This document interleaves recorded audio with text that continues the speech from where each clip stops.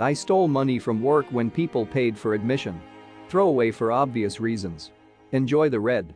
About a year ago, I used to work at a pool where we charged daily admission to go in and swim. I had made irresponsible financial decisions in my life to the point where I couldn't pay rent. I know that my work does not have cameras anywhere at our pool, and I knew the people who counted our drawer would pocket money if it were over. From there, I decided to let people in and calculate how much it would be for admission and pocket the money from there. People often wouldn't ask for receipts, so that made it easier. Whenever I pocketed the money, I made sure no one was around or tried to implement a strategy to ensure I could pocket it. I did this in the course of a week of pocketing $75, $100, until I realized how terrible I had become as a person for stealing. I grew worried I would be caught at first, but the guilt grew more intense to handle. I even planned to return the money by putting the money in the drawer and charging admission for people who didn't exist. However, I didn't have the money to do this. I eventually got over the idea of getting caught because there was no evidence nor suspicion of it occurring. I have since then switched jobs and I never got caught. Not everyone is as fortunate as me, and I encourage anyone to do something like this. However, I don't feel bad for the company for this. They have no security at this place at all. We can't have cameras because having footage of children and women in swimsuits is frowned upon. We've had workers steal from others. I have a guilty conscience because it was something I regret doing as a human being, and I stopped before it could become a habit.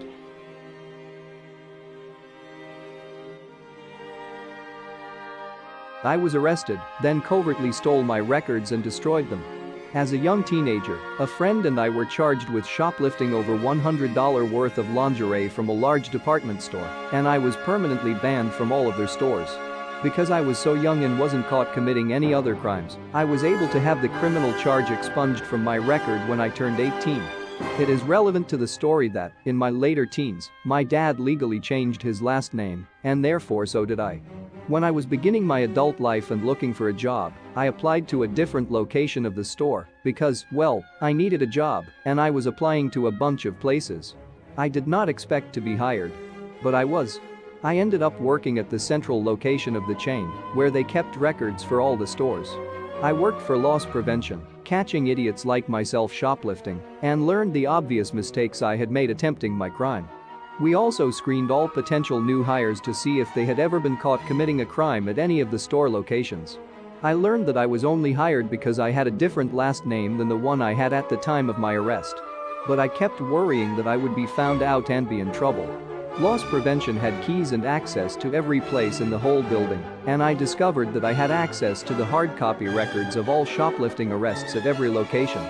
This was years ago before computer databases were used for that kind of thing. One day, when the rest of the team was busy doing something else, I snuck into the room with the records and located the file under my former name. I also found the record of the friend I was with because my name was mentioned in her file, too, and I smuggled both files out and destroyed them.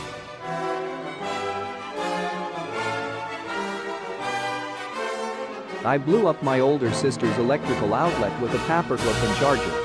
Just a warning for people who are dumb like me, since there isn't guilt still since I was only about 7.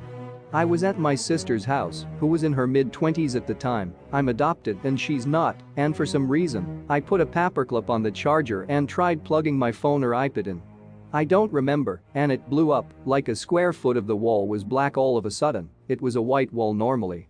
This wasn't one of those outlets hidden being a chair or table or anything. No, this outlet was right next to the front door, and there was no hiding it, even though I never thought about hiding it at the time. I went and told my family and told them the paperclip was already on the charger. No clue how they believed me. The ending isn't great, but it still was really scary at the time.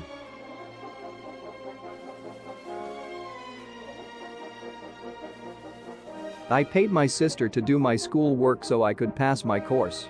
Call me lazy, but I think it was a tactical solution. At the age of 16, I left school, did a year of sixth form, 17, realized I hated it and got myself a job. Problem was, here in the UK you can't legally leave school until you turn 18, so I had to find some school course to do on the side. I took a business course which I found fit in quite nicely with the line of work I was in. I found it really difficult to manage school work at the same time, and seeing as I left school to get out of doing any more school work, I came up with the perfect solution. pay my younger sister to do it for me. She didn't have a job and was desperate for money, so it was a win-win situation. Fast forward to 18, when I finished the course, I got the results from the course and passed with flying colors. And I've only got my sister to thank. Never told anyone. Never will.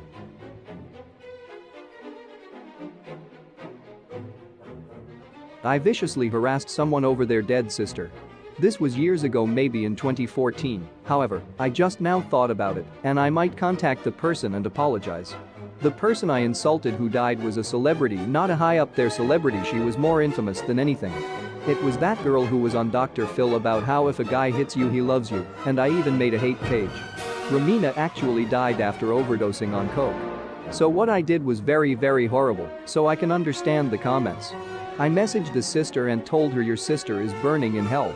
I can't believe what I did and I want to make things right.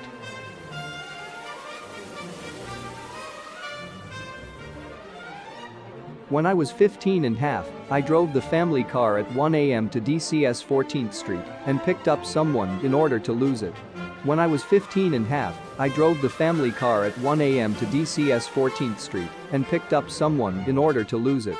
For those not from the DCMDVI area, DCS 14th Street was where working ladies conducted their drive-through business. Moved away from the area 20 years ago, so not sure if it's still like that today? All I had was a learner's permit which would not have permitted me to drive by myself, let alone going to 14th Street at 1 a.m. to do you know what. At the time, I didn't think any of it.